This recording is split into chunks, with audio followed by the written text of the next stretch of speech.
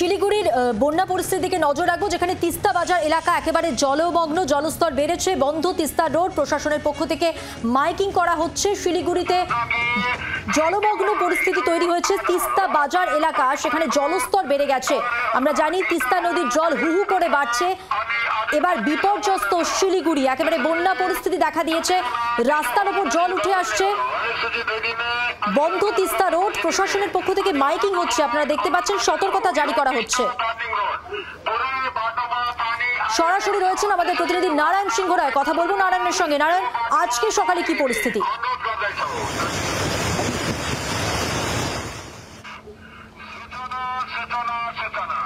মধুমন্তী, এই মুহূর্তে আমি 29 মাইলে রয়েছি, অর্থাৎ শিলিগুড়ি থেকে সিকিমগামী যে লাইফ লাইন জাতীয় সড়ক 10 সেখানে রয়েছি। আমি তুহিনকে বলবো একটু দেখাতে। আমার পেছনে দেখতে পাচ্ছ 29 মাইলের বর্তমান পরিস্থিতি। একেবারে জাতীয় সড়ক 10 ধসের কবলে, পাশাপাশি তিস্তার কবলেও বলা চলে। বলে রাখি, প্রশাসনের তরফ থেকে এই এলাকায় পাহাড় কেটে নতুন রাস্তা তৈরি করলেও পরবর্তীতে পাহাড়ে এতটাই বৃষ্টি, সেই বৃষ্টির ফলে সেই রাস্তাও কিন্তু ধসে গেছে তিস্তার কবলে। পাশাপাশি জাতীয় সড়ক 10 এই মুহূর্তে তার পরিস্থিতি আমি একটু তুহিনকে বলবো আগেই আসতে দেখাতে। বর্তমান পরিস্থিতি জাতীয় সড়ক 10-এর তুমি দেখতে পাচ্ছ, মাঝে মধ্যেই বন্ধ থাকছে এই সড়ক, কারণ অতিমাত্রায় বৃষ্টি, তার পাশাপাশি ধস। জাতীয় সড়ক আস্তে আস্তে পুরোপুরিভাবে তিস্তার কবলে যেতে শুরু করেছে।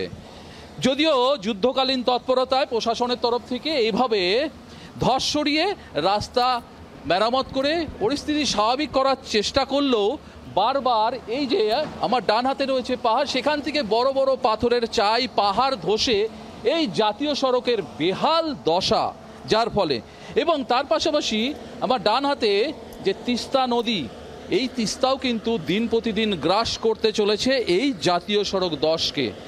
কারণ হিসেবে বলে রাখি, ভূমিদরা বলছে যে এই যে তিস্তার নদীর যে জল, এর নিচ থেকে আস্তে আস্তে পাহাড়ের মাটি ক্ষয়ে যেতে শুরু করছে, অর্থাৎ তিস্তার কবলে চলে যাচ্ছে, যার ফলে নিচ থেকে খালি হয়ে যাচ্ছে, অর্থাৎ বড় বড় গর্ত হয়ে যাচ্ছে। এর ফলেই কিন্তু জাতীয় সড়ক 10 বসে যাচ্ছে, রাস্তা ধসে যাচ্ছে তিস্তার কবলে।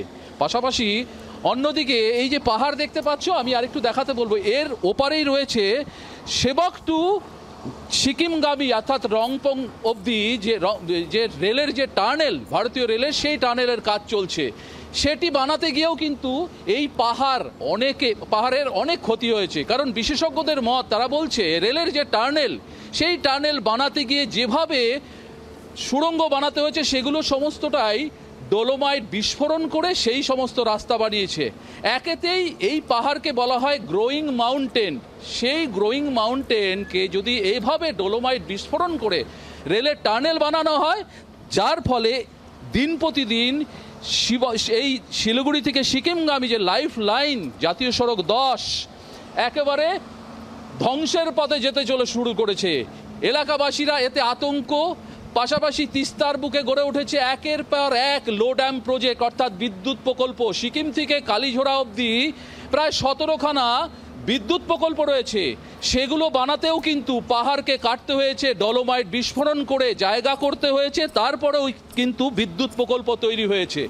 তাতেও কিন্তু প্রকৃতি একেবারে ধ্বংস করেই করতে হয়েছে, এবং তাতেও এই পাহাড়কে একেবারে হিলিয়ে দেওয়া হয়েছে, অর্থাৎ নড়বড়ে করে দেওয়া হয়েছে। যার ফলস্বরূপ ঠিক এখানে যেরকম 29 মাইলে দেখতে পাচ্ছ, ঠিক এখান থেকে আরেকটু আগে লিকুভির, তিস্তা বাজার এই মুহূর্তে বলা চলে তিস্তার জলের তলায় বলতে চলে, কারণ সেখানে প্রশাসনের তরফ থেকে গতকাল সন্ধ্যে নাগাদ মাইকিং করে দেওয়া হয়েছে তিস্তার জল বাড়ছে, যারা তিস্তা পারে রয়েছে তাদের সেখান থেকে অন্যত্র সরে যেতে বলা হয়েছে এবং সতর্কতা জারি করা হয়েছে।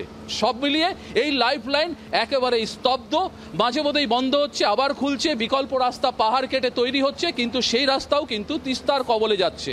শুধুমাত্র এই সিকিম যাওয়ার জন্য এই মুহূর্তে সেবকের করোনেশন ব্রিজ হয়ে ডুয়ার্স, লাভা, লোলেগাঁও হয়ে 717 নম্বর জাতীয় সড়ক খোলা থাকলেও সেখানেও কিন্তু অতিবৃষ্টির ফলে ধস পড়ছে, সেই রাস্তাও মাঝে মধ্যে বন্ধ হয়ে যাচ্ছে।